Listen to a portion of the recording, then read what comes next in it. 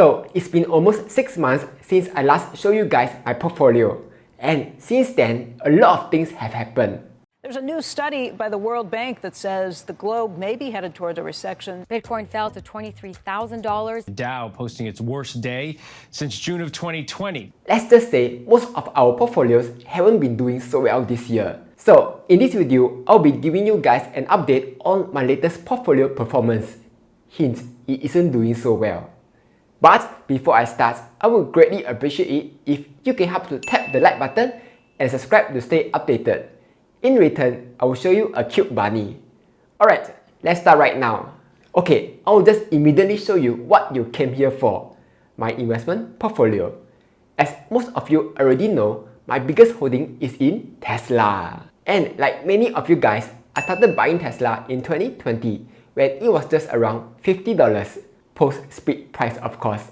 And since then, Tesla has kept going up and up, while I kept FOMO, dollar cost averaging in every month. Till the point that right now, I have around 987 Tesla shares at an average price of $214.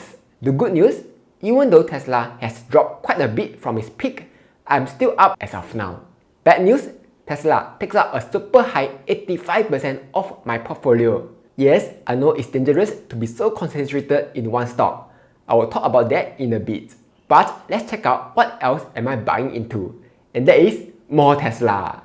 Just kidding, not more Tesla of course. Since May, I started adding more and more Apple stock.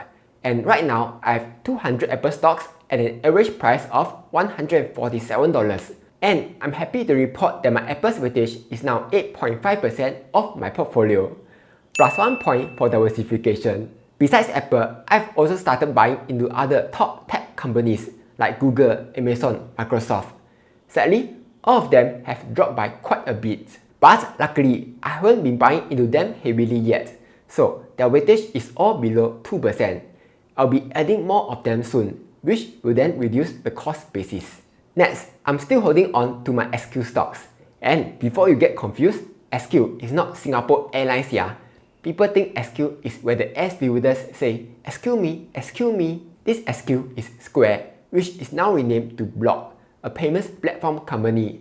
And like all those 2020 hype out stocks, Block have dropped by quite a bit. Personally, I've lost my conviction in this stock. So once I find a better stock, I'll just sell this stock and move over. Okay, going back to the 85% holdings in Tesla issue. Yes, I know it's a problem. Everyone keeps telling me that it's dangerous. And you guys like to remind me that Tesla will crash soon. Even 1M65 Mr. Lu has personally messaged me to tell me to start diversifying. You know you are doing something wrong when Mr. Lu himself is telling you to stop YOLOing. So yes, I'm well aware of the concentration risk. But as you have seen just now, I've started diversifying into safer stocks like Apple, Microsoft, and Amazon. In fact, my last Tesla purchase was all the way back in May 26. And before some of you be like, "Hey, you paper hunter, I thought you liked Tesla. How come you're not buying the dip on Tesla?" First, I'm already 85% into Tesla. How much more Tesla you want me to buy, huh? Second, I did buy the dip on May 26 when Tesla was near the bottom. And third, I'm still holding on to my Tesla stocks. So paper hunter your head. Personally, I still believe that Tesla is a good buy. If my Tesla weightage is much lower, I'll definitely buy the dip, yeah? Then you might have another question. If you are already diversifying, how come Tesla is still 85% of your portfolio? Well, it's true that I've started diversifying since May, but guess what happened since then? Tesla has gone up by almost 30%, while the rest haven't been doing so well. While I intend to bring my Tesla holdings down from 85% to 50%, it's not easy to rebalance if Tesla keeps going up while the rest keeps going down. So I will have no choice but to keep buying other stocks until Tesla reaches a 50% allocation, yeah? During this period, I've also sold all my ARK for a loss of $4,800 and ARKG for another loss of $5,700. Sibei painful, ah? Quick pause. Here's a quick message from today's sponsor, Webull. If you trade options frequently, you'll be glad to know that Webull has added stop order and stop limit order so that you can protect your downside while trading options.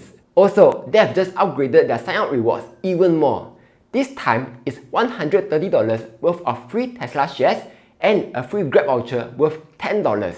All you need to do is deposit at least 2,000 SGD into Weibo, make one buy trade on an US stock or ETF, make another buy trade on one US option while maintaining 2,000 SGD net account value for that 30 days, and you will receive all your free rewards. So if you are interested, you can sign up with my link down below. With that being said, let's get back to the video.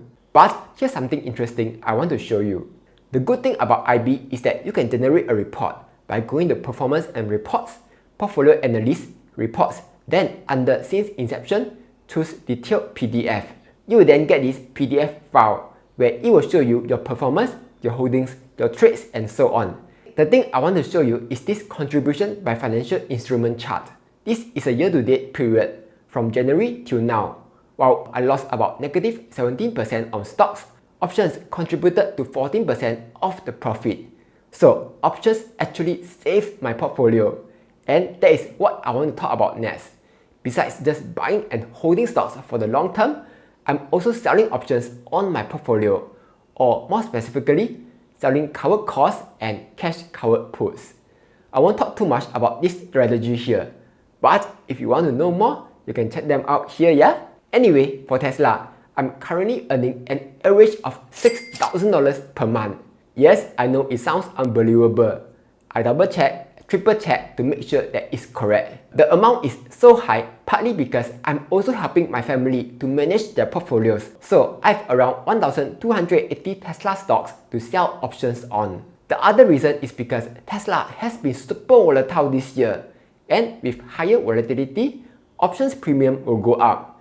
That's why I'm able to earn so much from options this year. Besides Tesla, I'm also selling options on Apple and Square, which gives me around $300 to $400 every month.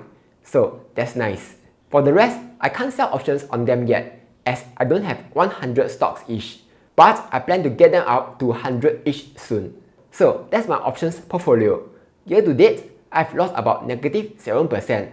But long term wise, I'm still doing quite well. Because stocks. Besides options, I've also invested into some cryptos. Bad news, cryptos have dropped super hard this year. Bitcoin, I lost almost $2,000. Ethereum lost $1,400. Cardano lost $4,200, and Solana lost $900 on them.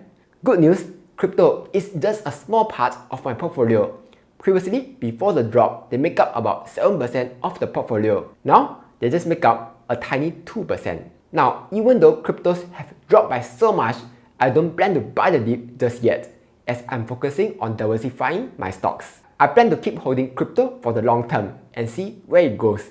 If it goes up, I get to what big. If it goes to zero, I will cry a bit, but I won't lose too much. For Bitcoin and Ethereum, I'm just keeping them in my ledger, so I'm not earning any interest of them.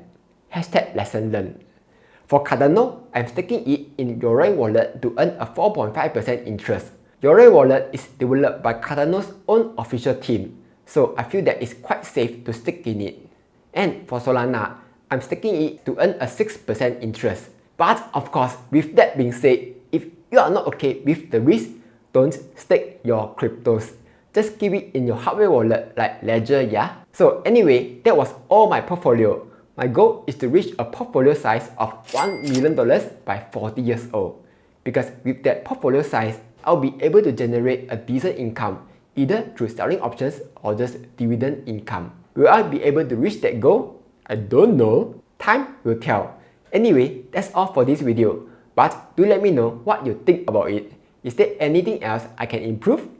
Like, share and subscribe, as I'll be posting new videos every Monday, Wednesday and Friday.